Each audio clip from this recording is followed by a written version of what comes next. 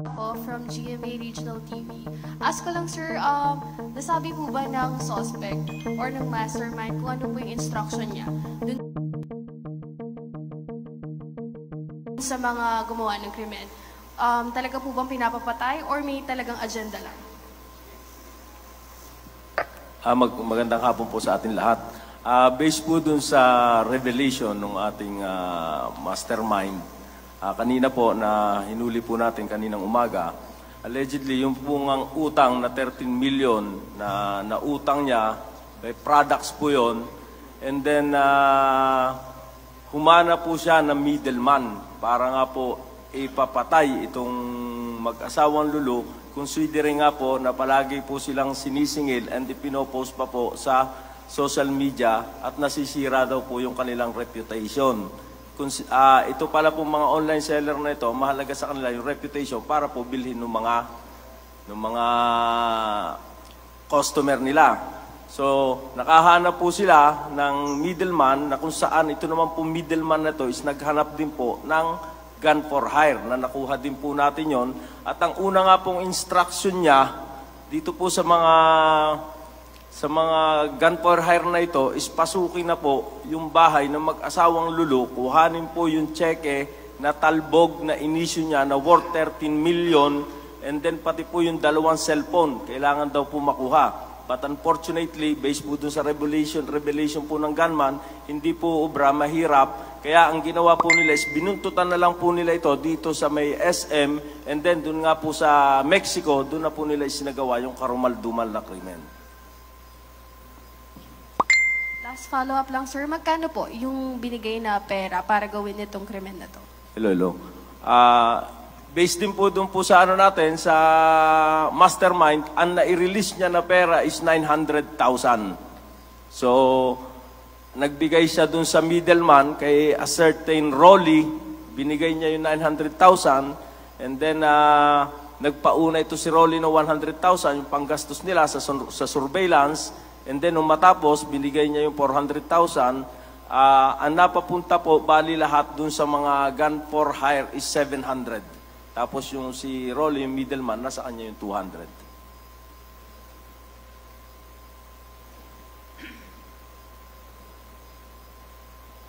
Any more questions coming from our media friends? Yes. Sir, good afternoon. Kay RD. Sir, pakwento lang paano yung naging breakthrough sa pagkaka-aresto dito sa mga suspect.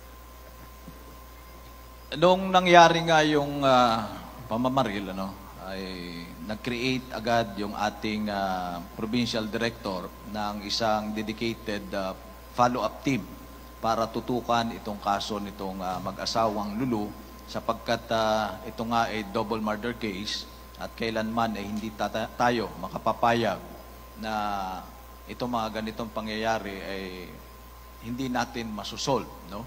So dahil sa pagtsatsaga ng ating provincial director at ng mga operatiba, ay nakakuha sila ng mga testigo, no? Na nakakita doon sa mga gunman bago isagawa ang pagbaril, yung actual na pagbaril at yung pagtakas. So yung mga testigong yon ang nagbigay ng kanilang mga sworn statements and personal accounts doon sa description ng motor, description ng mga suspect, at kung saan sila papatakas.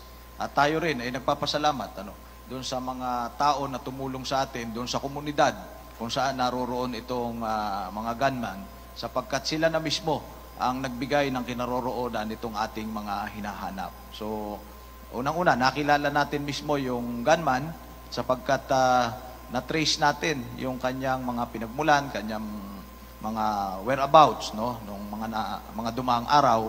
At maliwanag na na-describe ng ating testigo yung kanyang muka, yung pangangatawan, yung motor na ginamit, yung plate number. At doon nagumpisa yung ating mga operatiba hanggang sa natunto natin siya doon sa bahay na kanyang inuupahan. No? Kasama doon yung ilang mga kasamahan niya sa gawaing ito, sa gun for hire activities. At naisagawa natin yung tamang pag-aresto at na-recover natin itong mga maraming baril na ito.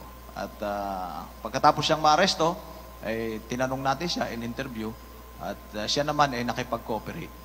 Tinuro niya yung kanyang mga kasamahan at natuntun din natin kung saan-saan sila nakatira. Kaya all in all, we were able to arrest 7 suspects. Simula dun sa lookout, dun sa gunman, dun sa motorcycle rider, yung middleman, at yung contact person hanggang sa mastermind. Sir, gaano kalaking grupo po? Ito ay maituturing natin na isa sa pinakamalaking grupo ng gun for hire dito sa Region 3. No, sapagkat base doon sa initial na pagtatanong natin, ay umamin sila na mahigit 12 murder incidents or gun for hire activities ang kanilang ginawa dito sa Region 3. Particularly in the provinces of Nueva Ecija, Pampanga, and as far as Bataan. No? Pero gusto pa rin nating tingnan kung yung iba nating mga pending cases dito ng gun for hire at gusto nating ma-compare yung mga na-recover nating baril sa kanila na sa ganoon, malaman natin yung iba pang mga insidente kung sila nga ang gumawa. So malaking grupo ito in the sense na organize yung kanilang structure. May middleman, may leader, may gunner, may spotter, at naglalaro sila hindi lamang sa isang probinsya. Yung activities nila kalat na. At yun nga, may naunang pag-amin sila na mahigit 12 na gun for hire activities na yung kanilang naisagawa. Sir, last on my part, gaano kalaking bagay ito lalo malapit na ang eleksyon? Napakalaking bagay nito pagdating dun sa tinatawag nating peace and order dito sa Region 3. Lalo-lalo na sa paparating na eleksyon. Sapagkat ang Region 3, base sa datos, isa sa rehiyon na may pinakamaraming gun for hire activities or murder incident pagkapalapit na yung eleksyon. At ang pagkahuli natin sa grupong ito, for sure, ay makakabawas doon sa tinatawag nating mga gun for hire activities, killing activities at yung murder incidents dito sa Region 3. Sir, Paulo G. from CLTV. Ito bang assessment natin sa peace and order sa Central Luzon? Hindi na natin pwedeng gamitin yung terminong isolated case, yung killings? Well, ang pagtitingnan natin, if we're going to be very technical and very specific dun sa word na isolated, when we say isolated, dalawa ang ibig sabihin yan. Isolated in the sense na nag-iisa lang insidente yan. Yun ang isang definition ng isolated. At yung isang definition ay, yung isang incident is not connected to other incidents. So dalawa ang meaning. Isolated, meaning iisa, and isolated, meaning not connected sa iba pang mga insidente. So, therefore, if we're going to talk about murder incidents dito sa Region 3, pag sinabi nating isolated, nag-iisa lang ba yan sa isang probinsya? Nag-iisa lang ba yan sa isang bayan? Or maaring may mga murder incidents sa isang probinsya, magkakakonect ba yan? So those are the questions that need to be answered, and it can only be answered through an investigation. Ano ho yung mga intervention ho natin para ito hong killings masawata o di naman kaya mabawasan? Well, unang-una, ito na yon. This is our main intervention, para matigil at masawata yung walang habas na pagpatay sa mga tao dito sa Region 3. Isa na ito sa ating intervention. Ang hulihin, habulin, ang lahat ng suspect sa pagpatay, gamit ang baril. Ito na yon. Habulin, hulihin, arestuhin at ikulong ang lahat ng miyembro ng criminal gangs, private armed groups. Yun ang una. Pangalawa, siyempre, yung tinatawag nating enhanced police presence. Padamihin natin yung pulis sa karsada. Magkakandak tayo ng 24/7 checkpoints, patrol, pagpapadami ng police outposts. Sa ngayon, meron na tayong close to 300 police outposts na ilagay natin sa iba't ibang strategic na lugar sa 7 probinsya.